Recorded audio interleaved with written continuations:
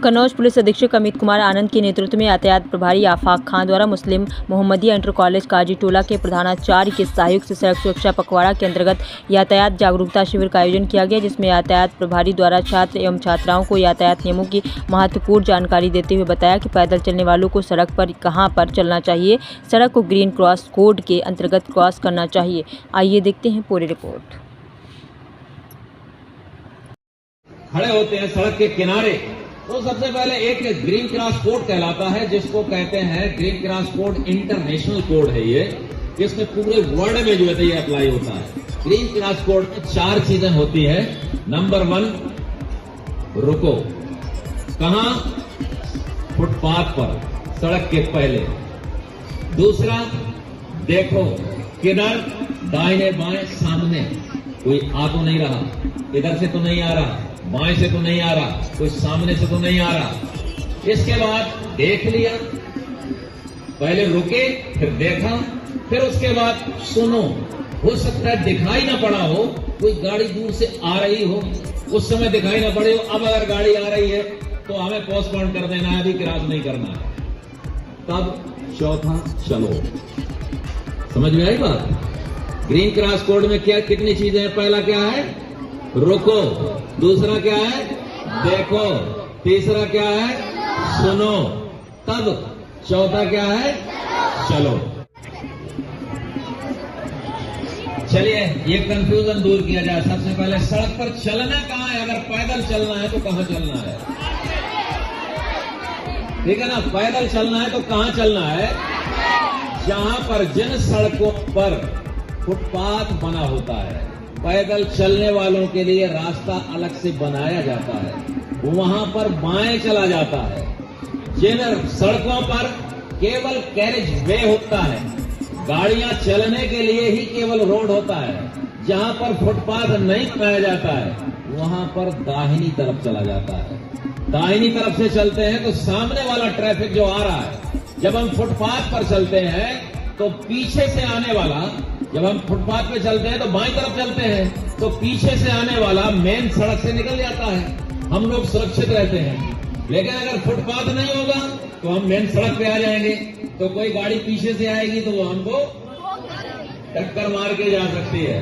तो इसलिए हम क्या करते हैं, फिर जहां पर फुटपाथ नहीं होता है वहां पे क्या करते हैं, सामने दाहिनी तरफ से चलते हैं तो आने वाला ट्रैफिक, जो सामने से ट्रैफिक आ रहा है वो हमको दिखाई दे रहा है।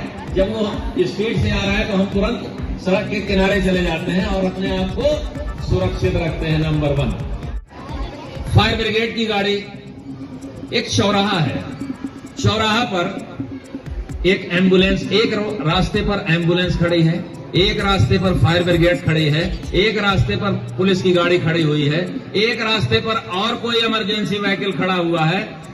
सबसे पहले उस चौराहे में किसको निकलने का टाइम दिया जाएगा? एम्बुलेंस। कितने लोग? एम्बुलेंस। अच्छा,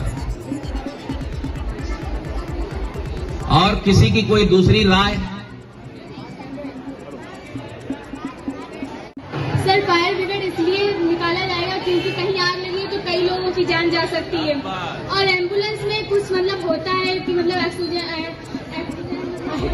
लगा ली जाती है तो उससे मरीज को मतलब आराम मिलती है। फिर क्या नाम है आपका? रोशनी के लिए ताली बजाइए। शाबाश।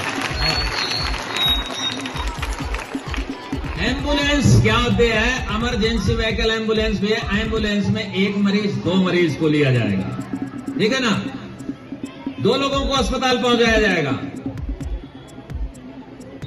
लेकिन किसी बिल्डिंग में आग लगी है, किसी अपार्टमेंट में आग लगी है, वहां पर 50-70 लोग फंसे हुए हैं, तो सबसे पहले प्रायोरिटी किसको दी जाएगी? ज्यादा लोगों की है ना।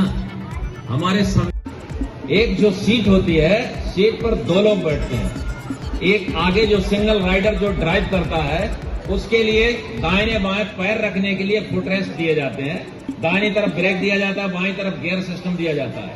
जब वो जरूरत पड़ती है तो ब्रेक लेता है, जरूरत पड़ती है तो गियर चेंज करता है। पीछे वाले बैठने के लिए जो पिलियन राइडर कहलाता है, पीछे वाला जो बैठने वाला बंदा होता है, उसके लिए क्या होता है, उसके लिए फुटरेस्ट दोनों तरफ दाहिने बाएं दिए जाते हैं और पीछे जो है तो सेफ्टी रॉड दिया जाता है। यानी सुरक्षा की दृष्टि से केवल 2 लोग ही, इक्विपमेंट्स केवल 2 लोगों के लिए दिए गए हैं। तीसरा बैठेगा तो वो पैर कहाँ रखेगा?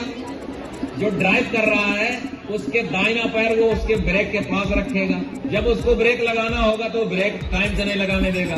बाईं तरफ जहां पे गियर चेंज करने वाला सिस्टम है वहां पर बायां पैर डिस्टर्ब करेगा, तो वो क्या करेगा कि जब उसको गियर चेंज करना होगा टाइम से गियर चेंज नहीं कर पाएगा। पता चला उसको स्पीड चाहिए, उसको ओवरटेक करना है, टाइम से ओवरटेक नहीं कर पाया और एक्सीडेंट हो गया। तो इसलिए 2 पहिया पर कितने लोग बैठते हैं? केवल 2, तीसरा नहीं बैठता। उस पे सुरक्षा के उपकरण नहीं लगाए गए। ठीक है।